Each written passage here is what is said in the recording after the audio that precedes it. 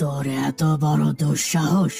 তুই আমার মহাশক্তিশালী ইচ্ছে পূরণ পদ্ম চুরি করে নিয়ে এসেছিস। তোকে শাস্তি পেতেই হবে। এই অপরাধের কোনো ক্ষমা নেই।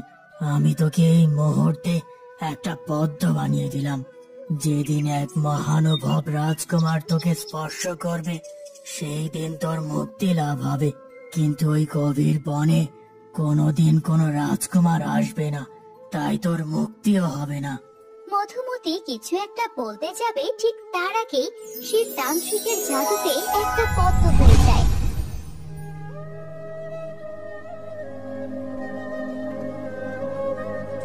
তান্ত্রিক তাকে নিয়ে চলে যায়।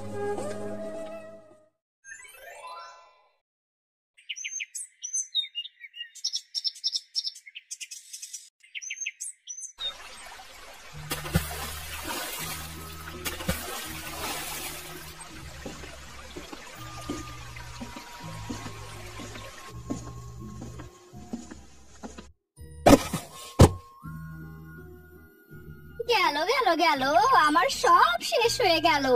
এই বজ্জাত মেয়েটা মনে হয় আমায় ধ্বংস না করে ছাড়বে না। ও বাবা, কোমরটা ভেঙে গেছে মনে হচ্ছে। পিসিমা, আমার খুব কষ্ট হচ্ছে। মরণ, মুখপুরীর কথা শোনো। একে তো আমার কলসিটা ভেঙে ফেলেছিস, তার উপরে এখন আবার ন্যাকা ন্যাকা কথা। খুব কষ্ট হচ্ছে তো আমি কি করব? ঘরে তুলে সাজিয়ে রাখবো নাকি? হতভাগা কোথাকার! আমাকে এমন করে বলছো কেন পিসিমা? আমি তো ইচ্ছে করে কলসিটা ভাঙিনি, আমি পা পিছলে পড়ে গিয়েছিলাম। অলক্ষণে মেয়ে কোথাকার! দেখে চলতে পারিস না? চোখ কি মাথায় নিয়ে হাঁটিস নাকি? একে তো সুন্দরী বলে মাটিতে পা ফেলিস না, তার উপরে প্রতিদিন একটার পর একটা অঘটন। আমি আর এসব সহ্য করতে পারছি না। মা, কি হয়েছে মা? হঠাৎ করে চিৎকার করে উঠলি যে? আমাকে বল, কি হয়েছে? মা, সারা ঘরে তেলা পোকা। তুমি তো জানো আমি তেলা পোকা কত ভয় পাই। তারপরেও কেন সারা ঘরে তেলা পোকা থাকবে বলো? সব দোষ ওই পাজি মেয়েটার। সারাদিন শুধু গান্ডে পিন্ডে গিলবে আর কাজের বেলায় লবডঙ্কা। আজ ওর একদিন কি আমার একদিন। আমি খুব ভয় পেয়েছি মা, মনে হচ্ছে অসুস্থ হয়ে পড়বো। সব ওই মধুমতির জন্য। সুন্দরী বলে তুমি ওকে কখনো কিচ্ছু বলো না, এই জন্যই ও বেশি বার বেড়েছে। তুই একটু বিশ্রাম কর মা শিউলি, ওই বজ্জাত মেয়েটার আমি একটা ব্যবস্থা করছি। এই তো, খুব নাকি ব্যথা পেয়েছিস? এখন তো দেখছি ঠিক হেঁটে হেঁটে আমাদের কথা শোনার জন্য চলে এসেছিস। না পিসিমা, আমি তোমাদের কথা শোনার জন্য আসিনি। আমি তো বোনের চিৎকার শুনে এসেছি, ওর কোনো বিপদ হলো কিনা। তুই যখন বুঝতে পারছিস, তখন সারা ঘরে এত তেলাপোকা থাকে কেন শুনি? তুই জানিস না আমার মেয়ে তেলাপোকা কতটা ভয় পায়? আমি সব ঠিক করে দেব পিসিমা, আগে আমাকে একটু সুস্থ হতে দাও। কোমরে যে বড্ড ব্যথা পেয়েছি। ওটি আর হচ্ছে না। তুমি কোমর ব্যথার নাটক করে শুয়ে থাকবে আর আমরা তোমাকে বসিয়ে বসিয়ে খাওয়াবো। পুকুর ঘাটে বেশ কিছু থালা বাসন রাখা আছে, সেগুলো ভালোভাবে মেজে পরিষ্কার কর গিয়ে। কিন্তু পিসিমা, আমি এমন কোমর নিয়ে কিভাবে কাজ করব? শিউলি একটা তেলাপোকা দেখে ভয় পেয়েছে বলে তুমি ওকে বিশ্রাম নিতে বলছো, আর পা পিছলে পড়ে আমি কোমরে এত বড় ব্যথা পেলাম। তারপরেও আমাকে কাজে যেতে বলছো কেন পিসিমা? ভালোই তো মুখে মুখে তর্ক করতে শিখে গেছিস দেখছি। শোন, তোর মতো অলক্ষণী মেয়ের সাথে আমার শিউলির কোনো তুলনা হয় না। অযথা কথা না বাড়িয়ে যা বলছি তাই কর গিয়ে, তা না হলে কিন্তু আজকে তোর কপালে দুঃখ আছে। যাক, একদম যেমনটা চেয়েছি ঠিক তেমনটাই হয়েছে। ঠিক জায়গায় জল ফেলেছিলাম, আর সেই জলে পা পিছলে পড়েছে ওই মধুমতি। এখন কোমরের ব্যথায় কাজ করতে পারবে না, আর প্রতিদিন মায়ের হাতে মারধর আর বকুনি খাবে।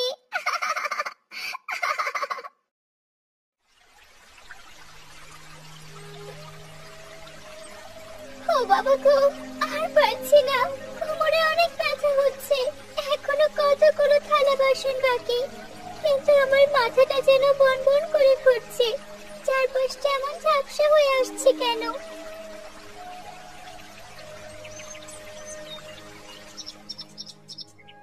কি কারণে যে এই অলক্ষী মেয়েটাকে এই বাড়িতে আশ্রয় দিয়েছিলাম?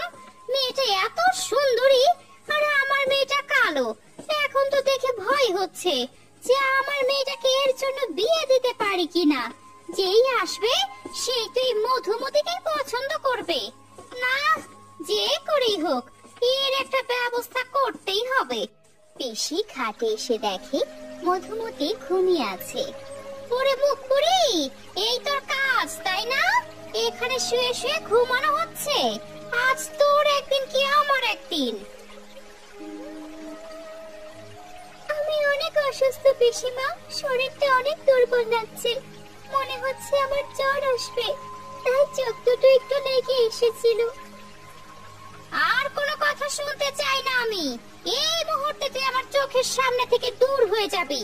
তোকে যেন কোনোদিন এই বাড়ির সীমানায় না দেখি। যত সব। পিসিমা সব সময় আমার সাথে কেন এমন করে? আমি তো কখনো তাদের ক্ষতি করিনি।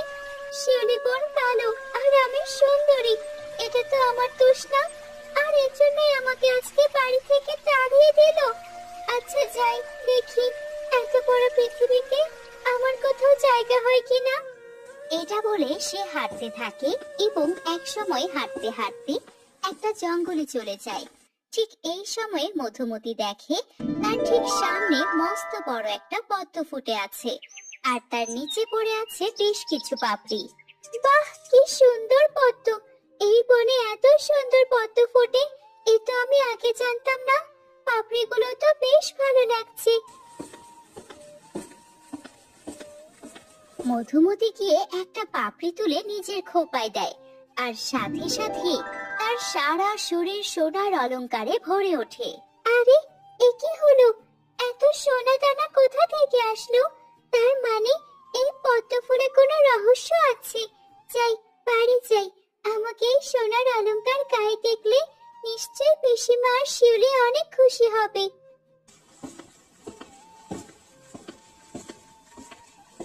এত সুন্দরী মেয়ে তো আমি আগে কখনো দেখিনি। আর এই মেয়েটা এত গভীর জঙ্গলে কি করছে? ওর বাড়ি কোথায়?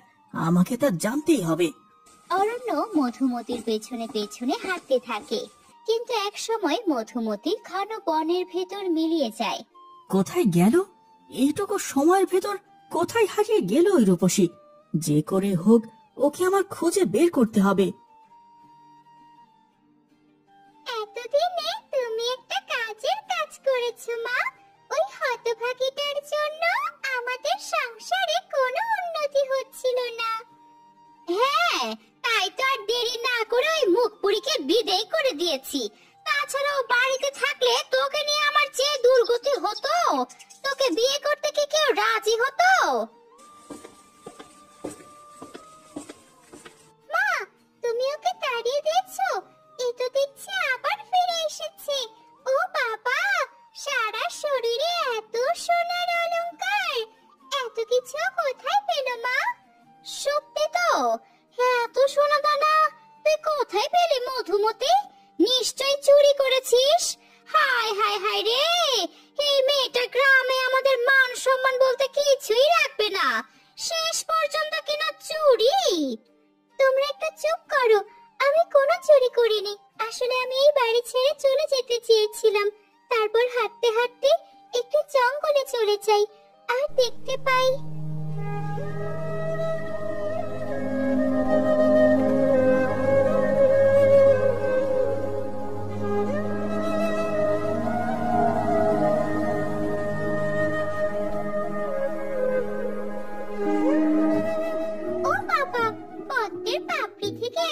সোনা দানা।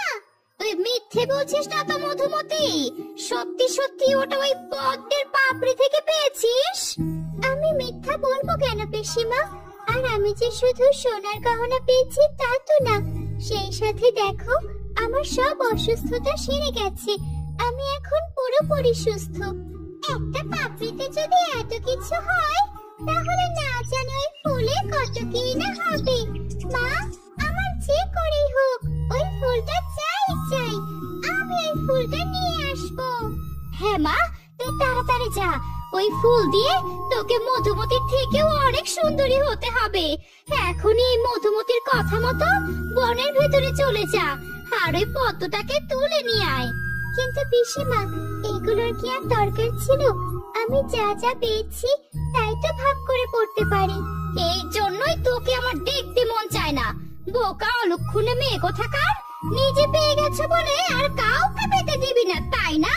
যা মা যা, তুই তাড়াতাড়ি যা আর ফুলটা নিয়ে আয়। শিউলি চলে যায়।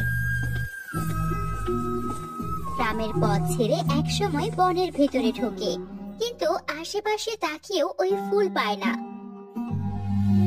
এত গভীর বনে চলে এলাম, অথচ ওই পদ্ম ফুল এখনো দেখছি না তো। মধুমতি আবার আমাদের সাথে মিথ্যে কথা বললো না তো? যদি তাই হয় তবে আর মা ওকে আস্ত রাখবে না। ঠিক এই সময় শিউলি দূরে ফুলটাকে দেখতে পায় আর তার কাছে গিয়ে দাঁড়ায়। এই তো সেই ফুল। ও কি সুন্দর এর রূপ, কি মন মাতানো ঘ্রাণ। এক্ষুনি এটা ছিঁড়ে নিতে হবে। আমার আর তার সইছে না। আগে ফুলটা নিয়ে নেই, এরপরে যা করার তা না হয় করে ঘরে ফিরে যাবে।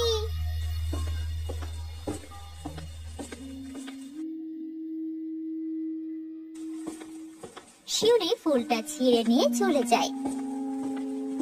একটু পরে ওখানে এসে হাজির হয় এক তান্ত্রিক। সে দেখতে পায় ফুলটা ওখানে নেই। আমার এত বছরের সাধনাকে কে নষ্ট করলো? আমার তপস্যায় কে জল ঢেলে দিল? আমার পদ্ম, আমার মহা শক্তিশালী ইচ্ছে পূরণ পদ্ম কে নিয়ে নিল? ছাড়বো না, আমি তাকে ছাড়বো না। ছাড়খাড় করে দেব আমি। এই বলে তান্ত্রিক ছুটতে থাকে। এক সময়ে সে দেখতে পায় সামনে একটা মেয়ে যাচ্ছে, যার হাতে ফুলটা ধরা, কিন্তু মেয়েটার মুখটা তান্ত্রিক দেখতে পায় না। তান্ত্রিক মেয়েটার পেছন পেছন ওর বাড়িতে পৌঁছায়। মেয়েটা ঘরে ঢুকতেই তান্ত্রিক ডাক শুরু করে। কে আছিস সেই বাড়িতে? বেরিয়ে আয়, না হলে আমার ক্রোধের আগুনে জ্বলে পড়ে ভস্ম হয়ে যাবি। বেরিয়ে আয় বলছি।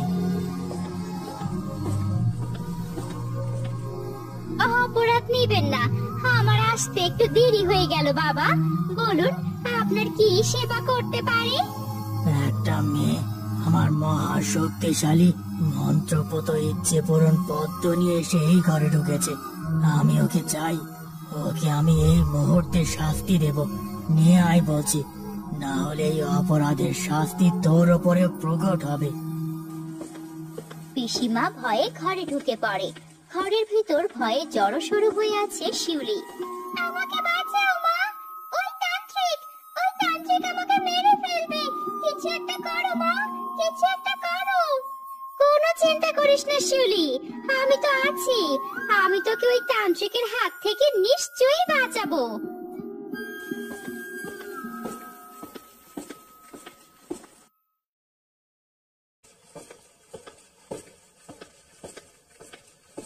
পিসিমা, আমাকে বাইরে নিয়ে এলে কেন? কি হয়েছে? আমাকে কিছু বলছো না কেন? তোর এত বড় দুঃসাহস!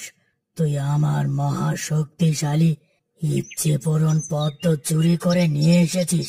তোকে শাস্তি পেতেই হবে। এই অপরাধের কোনো ক্ষমা নেই। আমি তোকে এই মুহূর্তে একটা পদ্ম বানিয়ে দিলাম। যেদিন এক মহানুভব রাজকুমার তোকে স্পর্শ করবে, সেই দিন তোর মুক্তি লাভ হবে। কিন্তু ওই গভীর বনে কোনোদিন কোনো রাজকুমার আসবে না, তাই তোর মুক্তিও হবে না। মধুমতি কিছু একটা বলতে যাবে, ঠিক তার আগেই সে তান্ত্রিকের জাদুতে একটা পদ্ম হয়ে যায়।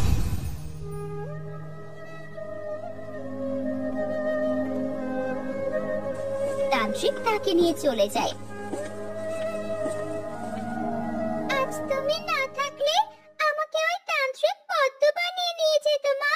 তোমার জন্য আজ আমি বেঁচে গেলাম। শুধু কি তাই, সেই সাথে ওই আপদটাকে চিরতরে বাড়ি থেকে বিদায় করলাম। এখন থেকে ও পদ্ম হয়েই বাকি জীবন কাটাবে, কোনোদিন মুক্তি পাবে না। সত্যি মা, তোমার মাথায় বুদ্ধি আছে বলতে হবে। একবারে এক তীরে দুই পাখি মেরে ফেললে। ঠিক এই সময় ঘরের সামনে এসে দাঁড়ায় রাজপুত্র অরণ্য। কেউ আছেন? দয়া করে একটিবার বাইরে আসুন। কে আপনি? আমার বাড়িতে কি চান? আমি প্রতাপগড়ের রাজকুমার অরণ্য। বনের ভেতর খুবই সুন্দর একটা মেয়েকে দেখেছি আমি, ওর পিছু নিতে নিতে এখানে চলে এসেছি। সুন্দরী মেয়ে? হ্যাঁ, ও পদ্মের পাপড়ির খোপায় গোজা ছিল। আমি ওকে আমার স্ত্রী করে নিয়ে যেতে চাই। ঠিক আছে, আপনি একটু দাঁড়ান, আমি আসছি। এই বলে পিসি ঘরের ভেতর চলে যায়। সেখানে বসে আছে শিউলি। কি হয়েছে মা? বাইরে কে এলো আবার? আমাদের কপাল খুলে গেছে রে শিউলি, তোর সামনে এখন রাজরানী হবার সুযোগ। এইসব কি আবল তাবল বলছো মা? আবল তাবল না, আমি যা বলছি সব ঠিকই বলছি। মধুমতির পেছন পেছন এক রাজপুত্র এসে হাজির, বলছে যে ওই মেয়েকে রাজপুত্র স্ত্রী করে নিয়ে যেতে চায়। কিন্তু মা, ওই রাজপুত্র তো মধুমতিকে দেখে এসেছে, মধুমতিকে পছন্দ করেছে। এখন আমাকে পছন্দ করবে কেন? আমি তো আর মধুমতি হতে পারবো না।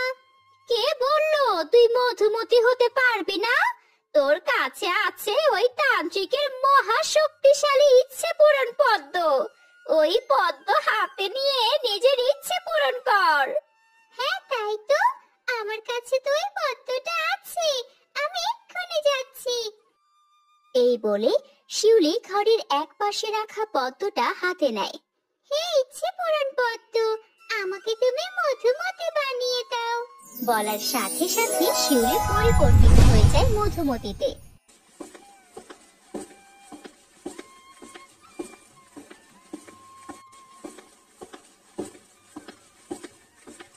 এই তো, হ্যাঁ হ্যাঁ, এই তো সেই অপরূপ সুন্দরী মেয়ে। আমি আপনাকে আমার স্ত্রী বানিয়ে নিয়ে যেতে চাই। আপনার কি কোনো আপত্তি আছে? না রাজকুমার, আপনার স্ত্রী হওয়া তো আমার জন্য সৌভাগ্যের বিষয়, আমার শত জন্মের পুণ্যের ফল। তাহলে আসো আমার সাথে।